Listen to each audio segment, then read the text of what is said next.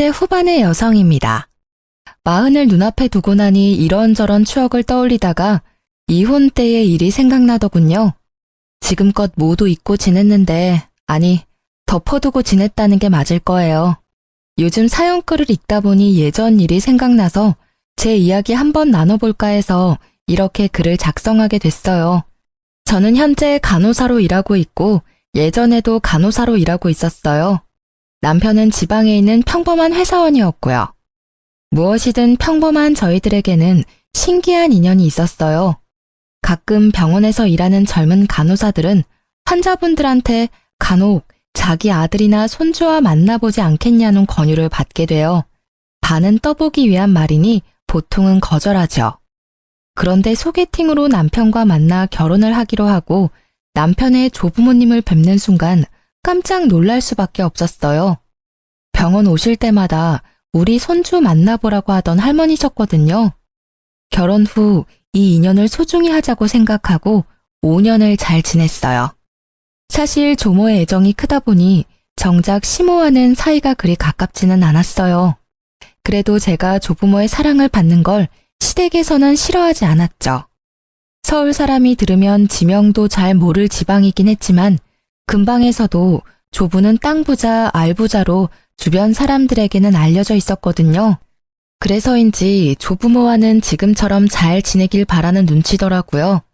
땅 상속에 유리할지도 모른다면서요. 그런 욕심이 나쁘다고 생각하진 않았어요. 솔직히 견물생심이라고 가까이 있으니 그런 마음이 생기는 거고 세상에 욕심 없는 사람이 어디 있겠어요? 주는 거면 감사히 받고 안 주더라도 원래 제 것이 아니니 원망할 일도 없는 거죠. 그렇게 저는 결혼 1년 만에 아들도 낳고 잘 지냈어요. 그런데 그 속담 아시나요? 미꾸라지 한 마리가 온 웅덩이를 흐린다는 속담. 그 미꾸라지 한 마리가 등장하고서 저와 시댁의 평화는 말 그대로 와장창 부서졌어요.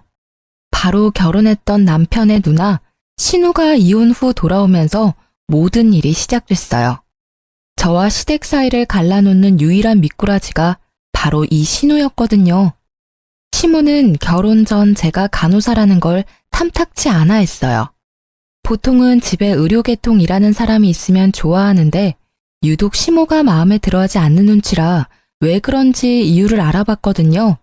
그랬더니 시모 뒤에서 시모에게 이상한 이야기를 흘려놓는 사람이 있더라고요. 그 사람은 바로 신우였어요. 신우는 매번 올케가 바빠서 동생이 밥도 제대로 못 먹고 다닌다. 동생이 얼마나 시달렸으면 초췌하게 살이 쏙 빠졌다더라. 간호사들 원래 일 많이 해서 내조도 안 한다더라 등등 말도 안 되는 이야기를 시모에게 이야기하고 있더라고요. 그리고 결과는 시모의 잔소리로 이어졌죠. 저는 그러려니 했어요. 그냥 제가 더 잘하면 될 거라는 안일한 생각을 했던 것 같아요. 하루는 우리 애가 2살쯤 되었을 때 시모가 저와 남편을 시댁으로 부르더라고요. 그리고는 청천벽력 같은 소리를 하더라고요. 예, 오늘부터 네 누나 너희 집에서 살 거야. 그렇게 알고 준비해. 뜬금없는 통보였어요. 한 번도 이 일에 대해 이야기가 된 적이 없었거든요. 저는 당황해서 시모에게 말했어요. 어머님, 갑자기 무슨 말씀이세요? 형님이 저희 집에서 산다니. 그 말 그대로야. 너희들 집이 번화가에서도 가깝고 평수도 괜찮지 않니?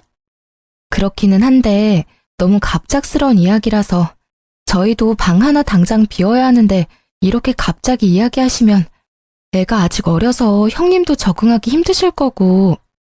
그래서 너는 싫다는 거니? 가족인데 그 정도도 못 해주겠다는 거야? 좋아. 며느리 네 생각은 잘 알겠다. 그러면 아들아, 네 생각은 어떠니? 너도 누나 집에 들이기 싫어? 결국 시모가 남편에게 물었고 남편은 손사래를 치며 답하더라고요. 그럴 리가 있겠어요. 누나 힘든 거 뻔히 아는데 우리가 도와줘야죠. 이 사람도 지금 육아 때문에 힘들어서 그런 것 같은데 걱정하지 마세요. 제가 육아랑 집안일 좀 더 도와주면 되죠. 말만 번지르르하게 한 남편 때문에 저는 지끈지끈 머리가 아파졌어요.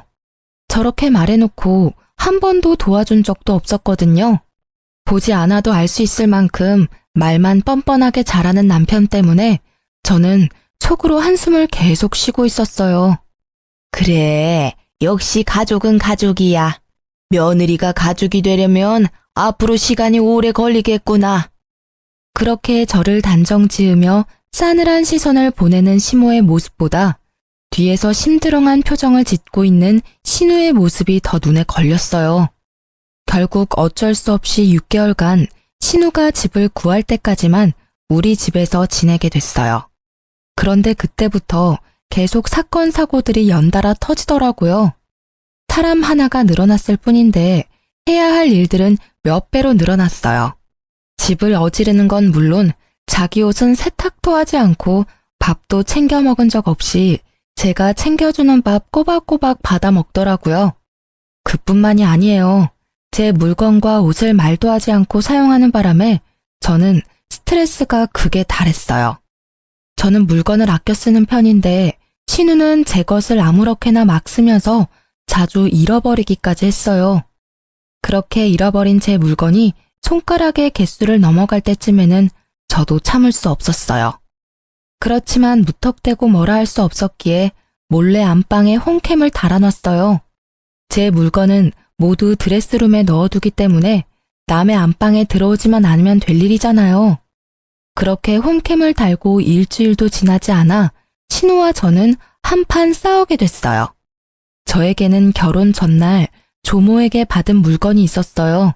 그것도 시모 몰래 주신 중요한 물건이었거든요. 시할머니가 시집 올 때 받은 패물인데 그걸 저에게 주셨어요. 그만큼 제가 조모에게는 귀엽고 애정 있는 손부였다는 뜻이었겠죠. 그래서 저도 그걸 안방 이불장 안쪽에 몰래 넣어뒀어요. 다른 장신구들은 화장대에 있는 장신구함에 넣어뒀으니 설마 도둑이 들더라도 이런 곳까지는 뒤지지 않을 거라 생각해서 숨겨둔 아주 중요한 물건이었어요. 그런데 그게 사라졌더라고요. 저는 너무 놀라 홈캠을 돌려봤어요. 제가 출근한 다음에 신우가 들어와 옷장을 뒤졌더라고요. 마치 도둑처럼 말이죠. 저는 그걸 확인하고는 당장 신우를 찾았어요. 신우는 시댁에 갔다고 하더라고요. 저는 신우가 올 때까지 기다리지 않고 시댁으로 찾아갔어요. 솔직히 말해서 시모에게 신우의 행동을 알려주고 싶다는 생각도 있었어요. 그래서 빨리 신우를 내보내고 싶었거든요. 시댁에 갔더니 신우가 거실에 있더라고요. 형님, 저랑 이야기 좀 해요. 무슨 이야기? 나는 할 말 없는데? 저는 할 이야기가 많아요. 이때까지 제 옷이며 가방 없어질 때도 참았거든요. 그런데 이건 좀 아니죠. 어떻게 도둑처럼 장 안을 뒤져서 물건을 가져갈 수 있어요? 도둑? 옳게. 무슨 말을 그렇게 해? 내가 자기 물건 좀 썼다고 해서 그런 식으로 말하는 게 말이나 돼? 옳게 내 집에 얹혀 산다고 나 지금 꼽주는 거니? 어이가 없어서? 그냥 내가 꼴 보기 싫으면 꼴 보기 싫다고 말해. 시댁이라서 말 못하니? 물건을 좀 쓰신 게 아니죠. 가져가면 다시 돌아오질 않잖아요. 게다가 이번에 가져가신 물건은 명백하게 장을 뒤져서 가져가신 거예요. 아니, 어떻게 집주인이 감춰둔 물건을 뒤져서 가져가실 수가 있어요? 결국 제 입에서 큰 소리가 터져나오고 안쪽에서 난리가 났더라고요. 방에서 나오는 시모의 얼굴 뒤로 조모의 얼굴도 보였어요. 저는 아차 싶었어요. 이런 모습을 보여드리고 싶지 않았으니까요. 게다가 조모에게 받은 걸 잃어버렸으니 제 표정을 본 건지 신우의 얼굴이 당당해지더니 그 피해자처럼 굴더라고요. 엄마, 올케가 나 도둑으로 몰았어. 아니, 같이 사니까 옷이 섞이거나 물건이 섞이는 건 어쩔 수 없는 거 아니야? 그걸 보고 이렇게 시댁까지 와서 큰 소리 치고 올케는 도대체 뭐 하는 사람이야? 올케야말로 무고한 사람을 범죄자로 몰잖아. 내가 그렇게 싫었어? 나도 그렇게 오랫동안 올케네 집에 있을 생각 없었어. 상황이 안 돼서 좀 길게 있는 것 뿐인데 왜 매번 이렇게 나를 도둑 취급하는 건데? 증거도 없이 날 의심하고. 아무리 봐도 올케는 날 그냥 싫어하는 것 뿐이잖아. 도대체 뭘 잃어버렸길래 나한테 와서 이러는 거야? 뭘 잃어버렸냐는 말에 할 말이 많았던 제 입이 꾹 닫혔어요. 그리고 저도 모르게 시할머니 눈치를 보게 되더라고요. 시모 모르게 준 물건이라 그 이야기를 꺼내는 게 너무 조심스러웠거든요. 거 봐. 뭘 잃어버렸는지도 모르면서 나를 도둑 취급하고. 그래, 너 뭘 잃어버렸길래 이 난리야. 별거 아닌 거 잃어버린 거면 그냥 네가 참고 넘어가. 네 신우가 일부러 그랬겠어? 그건 금으로 된 십자가 목걸이하고 귀걸이에요. 요즘 건 아니고 좀 오래된 장식이긴 한데 그건 정말 소중한 거라서. 아니, 넌 꼴랑 목걸이 하나 때문에 이 난리를 피운 거야? 차라리 내가 돈으로 주마. 그 정도로 이 소란을 떠는 거야?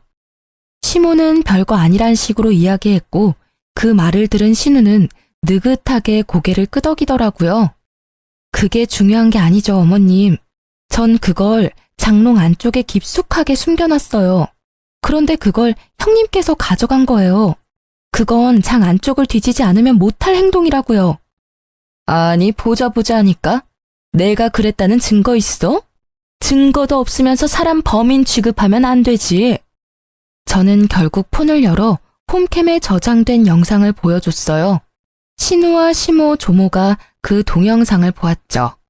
그걸 보고도 신우는 큰 소리 치더라고요. 그래, 가져갔어. 그치만 그딴 싸구려 비싼 것도 아니잖아. 같이 살면 빌려줄 수도 있는 거고. 솔직히 뒤져서 가져갔든 우연찮게 가져갔든 가족인데 이렇게 의심해서 홈캠까지 설치하고. 진짜 치졸하다. 어떻게 이렇게 사람을 함정에 빠지게 만들어? 그래, 너도 좀 너무했다. 물건이 없어지는 게 아무리 싫어도 이런 식으로 사람을 시험하듯이 카메라를 설치하고 그러면 안 되지. 그리고 그런 거 설치했으면 말을 해줬어야 되는 거 아니야? 네가 그걸 설치했다고 했다면 얘도 더 이상 그런 행동은 안 했겠지. 저는 시모의 말에 더 어이가 없었어요. 그게 무슨 말씀이세요? 제가 카메라를 설치하든 말든 카메라에 대해 말하든 말든 그런 행동은 전혀 해서는 안 되는 나쁜 일이죠. 다른 사람의 물건에 손을 대면 안 된다는 거는 기본적인 거라고요. 저만 이 상황이 이상한 거예요? 정말 이상했어요. 시모도 신우도 그걸 전혀 이상하다고 생각하지 않는다는 것이요. 그렇지만 그곳에는 조모도 같이 계셨잖아요. 결국 조용하게 듣고만 있던 시할머니가 신우에게 말했어요. 너 저 물건 정말로 가져갔니? 잠깐만 빌릴 생각이었어요. 솔직히 그렇게 예쁘고 귀한 것도 아니고 왜 장 안에 숨겨놨는지 이상할 정도로 옛날 물건이었다고요. 저도 눈이 있는데 그딴 걸 하고 싶었겠어요? 그럼 대체 왜 가져간 거예요? 디자인도 옛날 거고 예쁘지도 비싸지도 않은데 그냥 놔두셨으면 될 일이고 애초에 뒤지지만 않았어도 그냥 올케가 애지중지하는 거라 궁금했던 것뿐이야. 그럼 지금 당장이라도 돌려줘요. 그딴 거 어디 있는지 내가 알게 뭐야? 그게 뭔데 나한테 이러는 건데? 그거 내가 손부 결혼식 전날에 너희들 몰래 준 폐물이다. 내가 물려받아서 가지고 있던 거 그거 줬어. 그러니까 지금 당장 내놓는 게 좋을 거야. 네 눈에는 싸구려처럼 보여도 나는 그걸 내 시어머니한테 물려받았으니까. 시할머니의 말에 신우는 물론 시모의 얼굴까지 하얗게 질렸어요. 저는 잃어버린 것도 죄라는 마음으로 고개를 숙였어요. 그런데 조모의 말에 신우의 변명이 더 웃겼어요. 할머니, 제가 그냥 판 거 아니에요. 올케가 나한테 돈을 안 줘서 그런 거라고요. 집에 돈이 있는데 나한테 한 푼도 안 주니까. 너 지금 그걸 말이라고 하는 거니? 애미야, 너는 도대체 딸 자식 교육을 어떻게 시킨 거야? 올케 돈이 네 돈이니? 거기다 돈 맡겨놨어? 지금 그 집에 식충이처럼 들어가 살면서 숙박비 한 푼도 안 주는 네가 돈을 왜 요구해? 조모의 호통에 시모의 어깨가 더 쪼그라들었죠. 그러나 시모의 얼굴은 좋지 않았어요. 혼나서라기보다는 며느리 앞에서 조모에게 혼나는 게 자존심 상한 것처럼 보였거든요. 긴 말할 것도 없고 그 물건 당장 찾아와. 어디다 팔았는지는 모르겠지만 그거 안 가져오면 우리 재산은 너희 집에 한 푼도 안 줄 거야. 결국 상속이라는 히든 카드를 꺼내들자 시모의 얼굴이 더 급해졌어요. 얘, 너 어디다 팔았는지 빨리 말해. 이러다가 진짜 네 아빠한테 혼날지도 몰라. 어서! 아이씨, 왜 나만 갖고 그래? 내가 뭘 그렇게 잘못했다고. 그렇게 따지면 우리한테 아무 말 안 하고 올케한테만 그 귀한 걸 물려준 할머니한테도 잘못 있는 거 아니냐고. 얘가 정말 못하는 소리가 없어 할머님한테. 그래, 말 잘했다. 네가 이러는 걸 내가 모를 줄 알았냐? 그래서 그 귀한 걸 너희한테 안 물려준 거다. 그리고 너 당장 그 집에서 나와. 애미 너는 책임지고 네 딸 집에 붙들어 놔. 결국 신우는 조모의 말 한마디로 저희 집에서 나가서 시댁에 들어가게 됐어요. 그러나 신우와 시모는 제가 조모의 사랑을 더 많이 받는다는 것과 저 때문에 그들이 조모에게 찍혔다는 말도 안 되는 이유로 저를 더 경계하더라고요. 게다가 이 사실을 알게 된 남편은 그 와중에 저를 탓하더군요. 조용히 넘어갈 수 없었냐고요. 그렇게 한 소리 들었지만 저는 몸과 마음이 너무 홀가분했어요. 신우가 집에 없다는 이유만으로 저는 마음의 위안을 얻었어요. 그리고 그렇게 신우가 나가고 평화를 되찾은 줄 알았던 제게 다시 한번 큰일이 닥쳤어요. 이번에는 시댁이 아니라 친정이었죠. 아버지가 지병으로 수술을 받아야 하셨거든요. 어려운 수술에 아버지는 보험도 크게 들어놓지 않아서 수술비가 꽤 모자라겠더라고요. 결국 돈이 부족해서 남편에게 부탁했어요.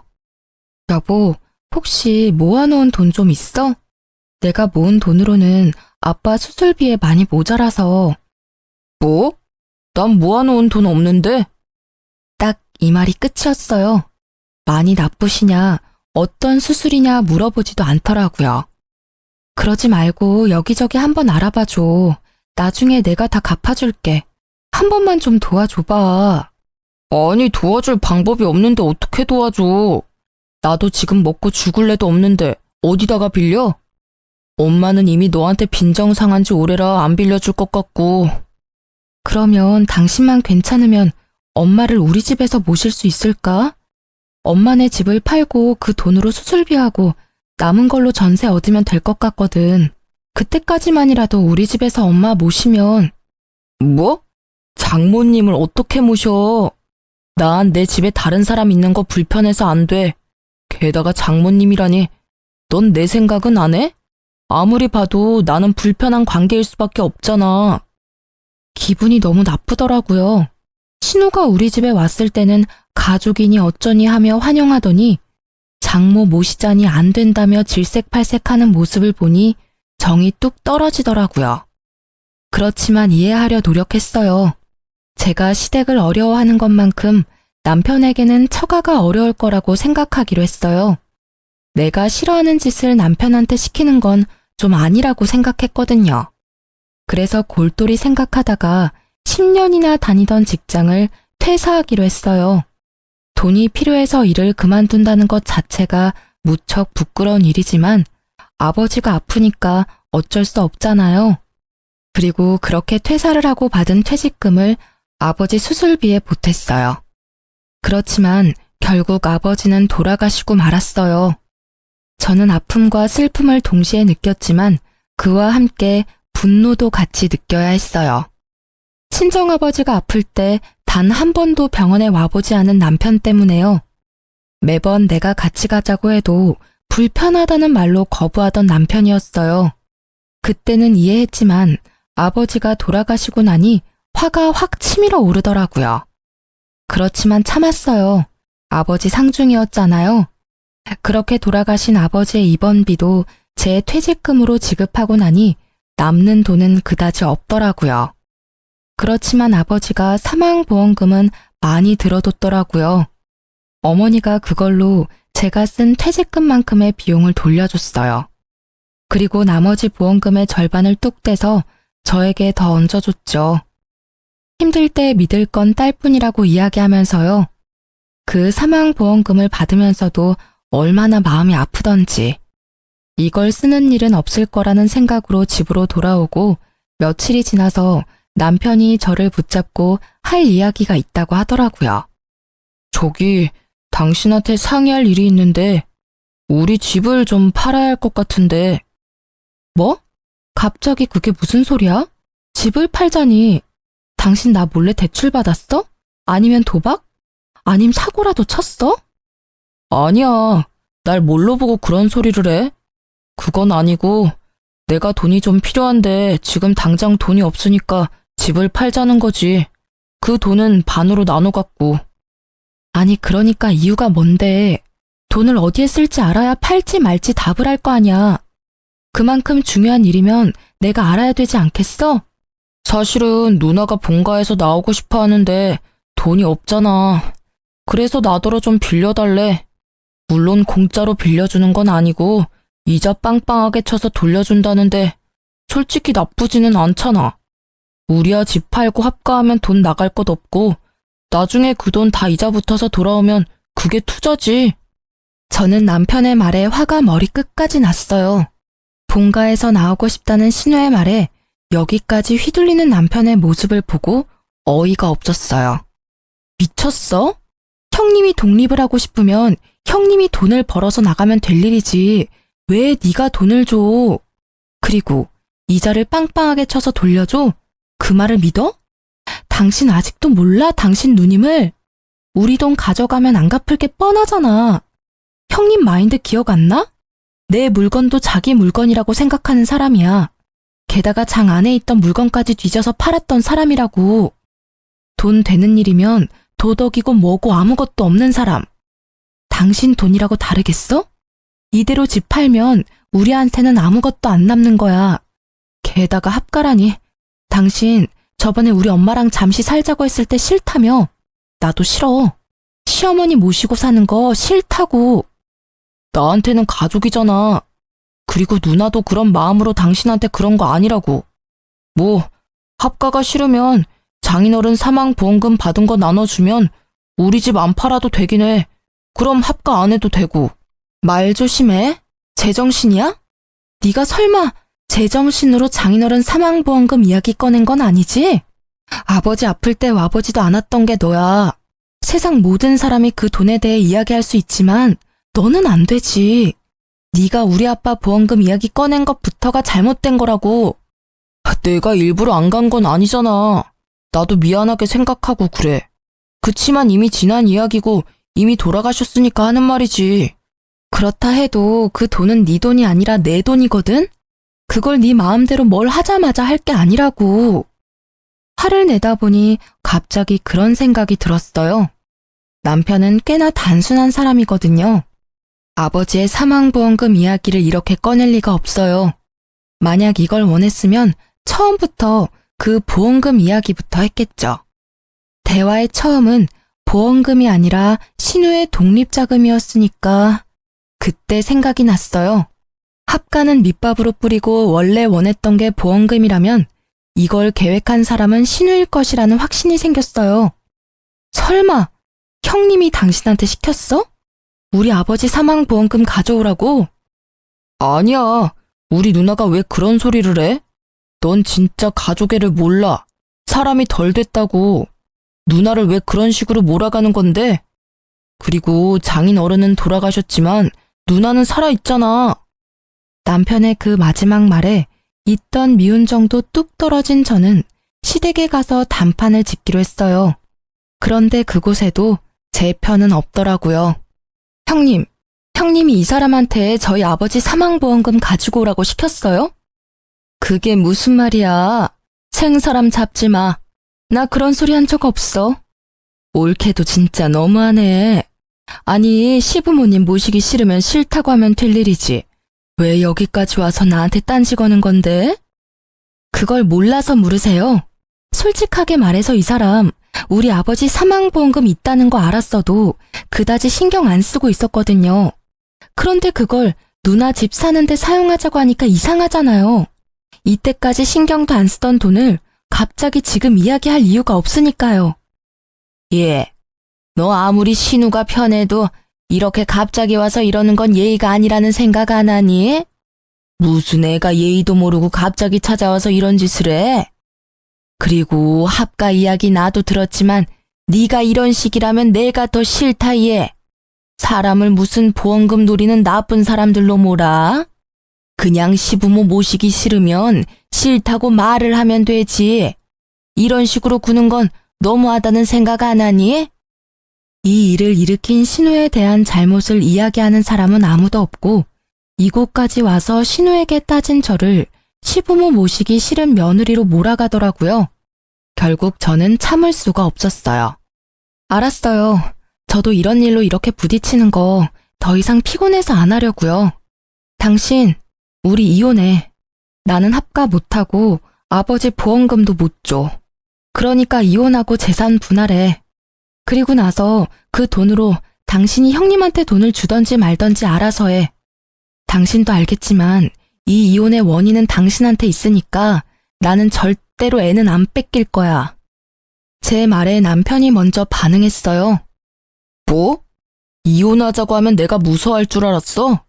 해! 내가 왜 못해? 어차피 이혼하면 나보다 당신이 더 힘든 거 알지? 한 입으로 두 말하지 말라고. 나중에 나한테 돈이 없으니 빌려달라니 뭐 그딴 말은 하지 말라고.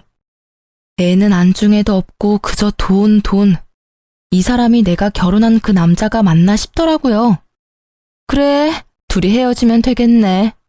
여자가 이혼하고 나면 얼마나 웃긴 꼴을 당하는지 모르지? 다른 사람들한테 욕 얻어먹는 건 너야. 시어른 모시기 싫어서 이혼한다는 며느리. 잘 됐지. 알아서 나가준다니. 시어른 모시고 못 모시고가 중요한 게 아니거든요. 장인 사망보험금을 자기 누나 집 사는데 보태겠다는 남편과 시댁이 어이없어서 이혼하는 거예요. 어떻게 남의 아버지 사망보험금을 넘봐요? 여기 있는 사람들 중에 우리 아버지 아플 때 병문안 온 사람이 한 사람이라도 있긴 해요. 진짜 뻔뻔하고 부끄러움을 모르는 사람들이 누군데? 저는 빽 고함을 질러주고는 뒤도 보지 않고 집에 와서 아이와 제 짐을 싸서 집을 나갔어요.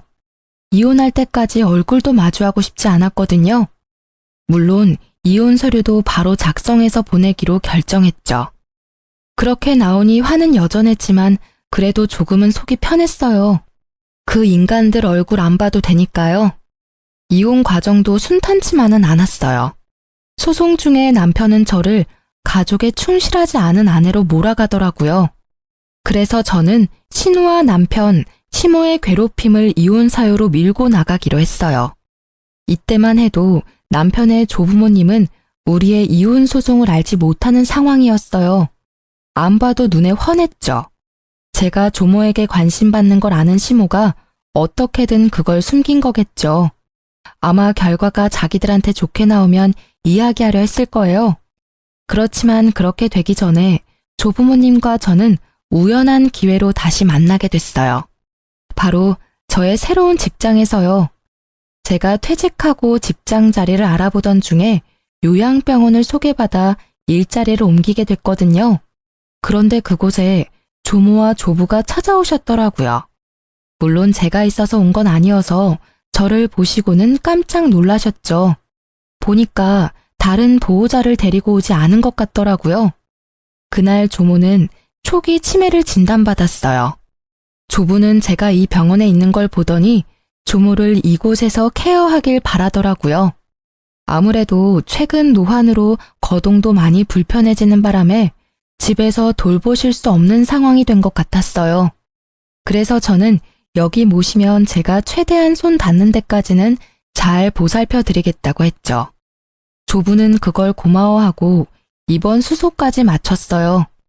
그렇게 조모가 입원하고 한 달이 되고 결국 조부를 제외한 어느 누구도 병원을 찾지 않더라고요. 그런데 딱 한 달이 되는 날에 병원으로 가족들이 우르르 찾아왔더라고요.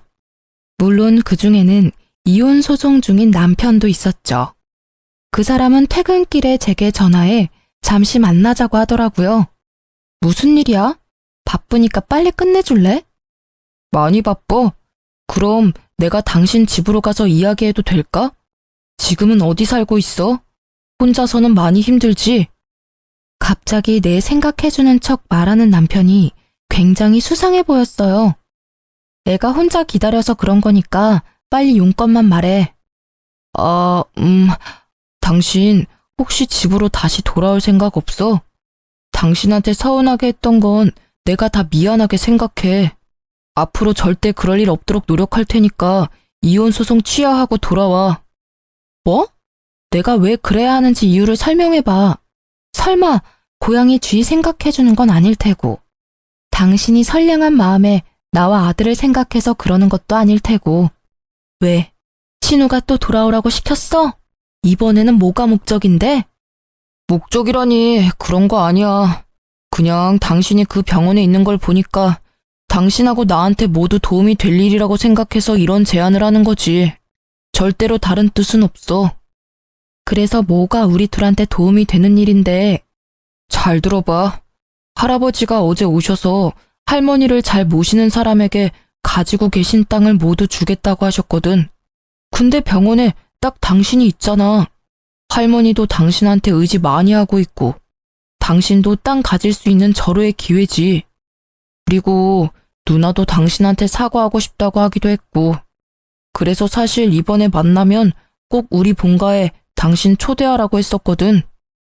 그 말에 진짜 어이가 없더라고요.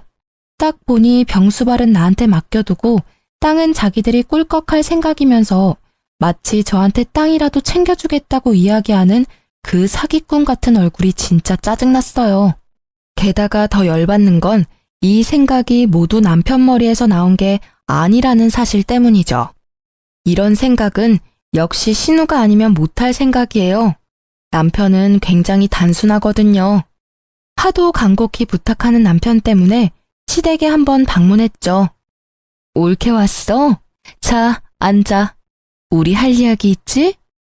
사실 내가 이제까지 좀 너무했다는 생각은 해.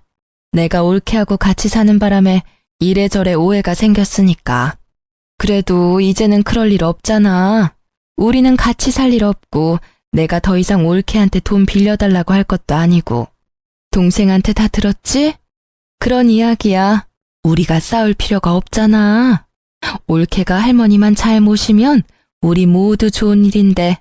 안 그래? 이 말을 듣는 저는 신우의 뻔뻔함에 기가 찼어요.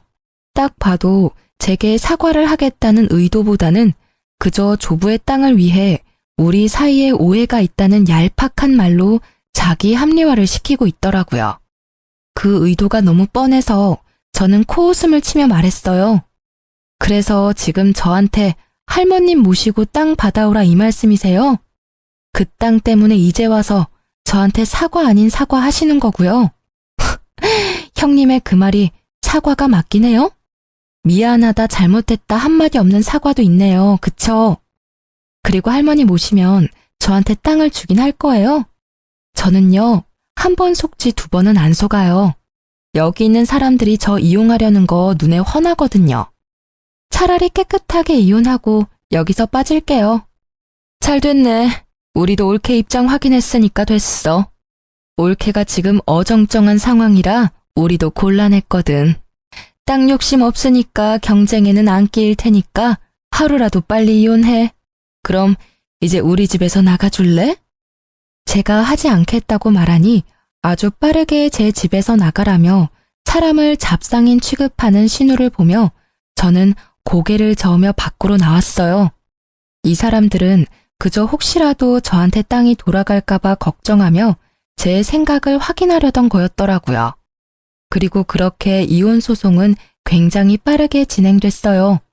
오래 걸릴 거라고 생각했는데 신우가 저와 남편이 연결되어 있으면 땅이 혹시라도 저한테 올지도 모른다는 생각이었던 것 같아요. 그래서 소송은 제가 원하던 대로 마무리가 잘 됐어요. 저는 재산 분할을 받았고 아버지의 사망보험금 받은 걸로 새로운 집을 얻었죠. 그런데 얼마 지나지 않아 그 사람들이 그렇게 걱정하던 일이 제게 벌어졌어요. 조부가 저를 댁으로 부르더라고요. 저는 조부가 증손을 보고 싶어 한다고 생각해서 아들을 데리고 갔는데 거기에는 이미 성객들이 있더라고요. 시부모와 신우, 전 남편까지요. 내가 오늘 이야기를 들었는데 너희들 이혼했다는데 그게 맞냐? 네, 할아버지. 저희 이혼하고 이제 남입니다. 그런데 이 사람은 왜 부르셨어요? 그래, 그게 사실이었구나. 그렇다면 내가 가진 땅 하나를 손부에게 줄 생각인데. 할아버지, 말씀은 똑바로 하셔야죠. 손부라니, 여기 손부가 어디 있어요? 쟤는 남남이라고요. 동생이랑 이혼하고 아무것도 아닌 사람이요. 그렇다고 저기 있는 증손이 내 핏줄이 아닌 건 아니지 않냐? 안 그러냐? 그 말에 아무도 대답을 못했죠. 결국 제가 말을 했어요. 할아버님, 그 땅은 안 받을게요. 그러지 않으셔도 할머님은 잘 모실 테니까 저한테 그럴 의도로 주시겠다는 거면 저는 안 받을게요. 너도 내 말을 못 알아듣는구나. 나는 너에게 땅을 주지만 내가 너에게 땅을 주는 건 네 아들인 내 증손한테 주는 거야. 그러니까 네가 받겠다 안 받겠다 할 게 없는 거지. 조부의 그 말에 저는 할 말이 없더라고요. 결국 신우가 그 말에 화가 뻗쳤는지 저에게 소리치더라고요. 이 여우 같은 게 할아버지를 어떻게 꼬신 거야? 너 일부러 그 요양병원 간 거지? 그래서 할아버지 할머니 오기 기다린 거지? 다 계획적인 거 아니야?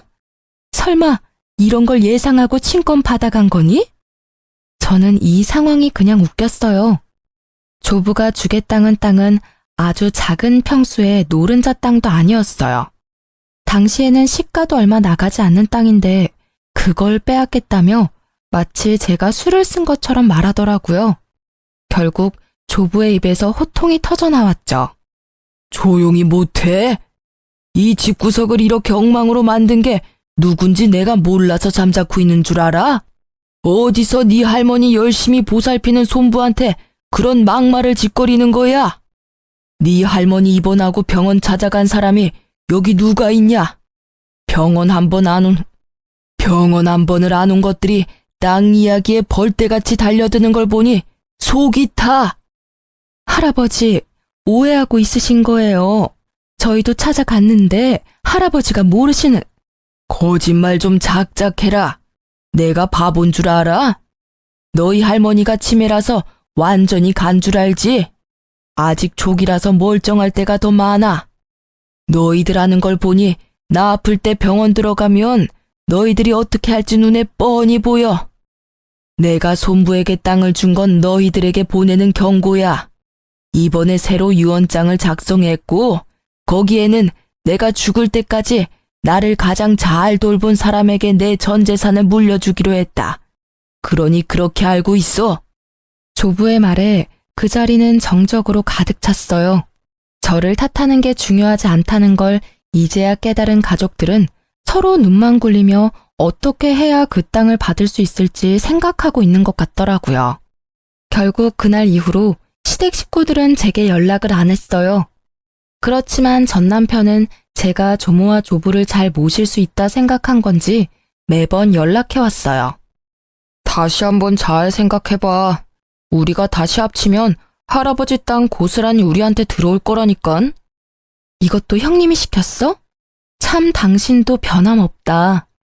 나는요, 장인어른 아플 때 코빼기도 보이지 않은 너 같은 인간하고 같이 사는 건 지옥이라고 생각하거든요. 그러니까 여기서 시간 낭비하지 말고 다른 여자 찾는 게 더 빠를 거야. 결국 그 뒤로 남편은 연락을 뚝 끊었어요. 그 몇 년 후 조모는 돌아가시고 조부도 병원에 입원하게 됐어요. 가족들의 반발에도 조부는 제가 있는 요양병원에 오게 됐죠. 시댁 식구들은 돌아가며 조부의 병문안을 오더라고요. 그 와중에 전 남편은 재혼을 해서 재혼한 아내를 데리고 왔더라고요. 알고 보니 요양보호사 자격증이 있더라고요. 그 여자가 아침부터 저녁까지 조부를 케어하더라고요. 딱 보니 그렇게 하면 조부의 땅을 자신이 가질 수 있을 거라 생각한 것 같더라고요. 자기는 온 지 10분도 안 돼서 바쁘다며 나가버리는 주제에. 그리고 한 달 뒤 전 남편이 조부를 보러 왔을 때 조부가 말하더라고요. 너는 네 아내만 보내면 네가 땅을 받을 수 있을 거라 생각한 모양인데 만약 계속 이렇게 손부만 보낼 시에 그 땅은 네 손부 명의로 줄 거다. 너한테는 한 푼도 안 줄 거야. 네가 나를 돌본 게 없으니 한 푼도 줄 필요가 없겠지. 안 그러냐? 결국 그 조부의 말에 대리인을 내세워 조부를 케어하던 시댁 식구들은 부랴부랴 병문안을 매일 번갈아가며 경쟁적으로 오더라고요. 그 전 남편의 재혼한 아내의 일도 알고 보니 형님이 그렇게 조종한 거였더라고요. 그 뒤로 조부는 요양원으로 들어가게 됐고 꽤 한참 뒤에 조부의 소식을 들었어요. 알고 보니 조부는 이미 자신의 모든 재산을 사회에 환원하기로 결정한 상태였더라고요. 일부러 가족들의 버르장머리를 고치려고 그런 거짓말을 해서 마지막까지 자신을 돌보도록 만든 거였더라고요. 결국 조부 임종 직후 자신들에게 떨어질 것이 단 하나도 없다는 걸 알게 된 가족은 닭 쫓던 개의 신세가 된 거였어요. 특히 조부 재산만 믿고 돈을 펑펑 쓰던 형님은 모든 것을 잃고 시댁에 다시 돈을 벌렸는데 시댁 또한 조부의 재산이 없다는 걸 알고서는 형님에게 줄 돈이 없다며 집에 오지 말라고 매몰차게 대했대요. 알고 보니 형님이 시댁에 갈 때마다 비싼 물건을 몰래 가져가 팔아버리는 바람에 집에 들어오지도 말라고 했다고 하더라고요. 솔직히 저한테 그런 짓을 했을 때 미리 손절하거나 따끔하게 이야기해뒀으면 그런 일 없었을 테지만요. 그리고 전 남편은 결국 두 번째 아내와도 이혼하고 나이 40에 부모 집에 같이 살게 됐다고 하더라고요. 재산 분할하면서 받은 돈은 신우에게 빌려줬는데 돌려받지 못했고 이후 조부의 유산을 기대하며 돈을 끌어다 쓰는 바람에 이쪽도 개털이 됐다고 하더라고요. 결국 김칫국부터 마시고 모든 걸 말아먹은 이 집안 사람들은 모두 빈털터리가 되고 서로를 못 믿는 상황까지 간 거죠. 이후에 우연한 기회에 전 남편을 만나게 됐는데 엄청 후회하고 있더라고요. 그때 당신이 울었던 것 같아. 누나 말을 듣지 말았어야 했어. 내가 빌려준 돈은 여전히 갚지 않고 있고 나로도 모자라 어머니 아버지 재산까지 축 내고 있으니 내가 그때 왜 그랬는지 모르겠어. 진짜 귀신애라도 씌었던 것 같아. 남 탓할 게 뭐가 있겠어. 당신이 다른 사람을 보는 눈이 없었던 게 문제지. 솔직히 객관적으로 보면 그 당시 형님의 행동은 진짜 상식으로는 이해 불가능했어. 아무리 팔이 안으로 굽는 가족이라도 적정한 선이라는 게 있는데 그걸 한참 넘은 상태였는데 아무도 그거에 의문을 품지 않았으니까. 어떻게 보면 당신이 뿌린 씨앗이지. 당신은 나와 가정을 이루었는데 신우를 더 믿었잖아. 저는 그렇게 이야기해줬어요. 그게 사실이었으니까요. 진짜 신우라는 미꾸라지 한 마리가 이 집안을 온통 헤집어 놓고 사라진 거죠. 저는 이 집안과 더 이상 관련 없이 잘 지내고 있어요. 솔직히 이혼하면 힘든 일이 많다고 하지만 저는 마음이 편했어요. 제 몸은 일과 육아의 병행으로 힘들었지만 마음만은 너무 편안했거든요. 지금은 그 아들도 많이 커서 아들만 바라보며 살고 있어요. 재혼은 하고 싶은 마음이 들지 않더라고요. 그 사람을 못 잊는다는 그런 감상적인 이유 때문이 아니라 또 그런 모습을 볼까봐 걱정되는 마음이 있기 때문이에요. 그리고 지금은 아들에게만 집중하고 싶고요. 어떤 사람들은 그게 뭐가 재밌냐고 그래도 연애 정도는 하고 살라고 하는데 저에게는 지금 이 삶이 너무 재미있어요. 연애보다는 나를 만들어가는 시간이 더 의미 있고요. 이렇게 쓰고 보니 참 파란만장한 이혼이었네요. 지금 보니 웃기기도 하고 실소가 터지기도 하지만 당시에는 어찌나 스트레스를 많이 받았는지 몰라요. 혹시라도 이혼 위기에서 힘들어하는 분들이 보신다면 시간이 지나고 나면 이 모든 일들도 그저 하나의 사건에 지나지 않게 된다는 걸 알게 되실 거예요. 아픔은 아픔으로만 남지는 않더라고요. 두려움보다는 용기가 더 필요할 때도 있는 법이고요. 이렇게 길고 두서없는 글을 읽어주셔서 너무 감사해요.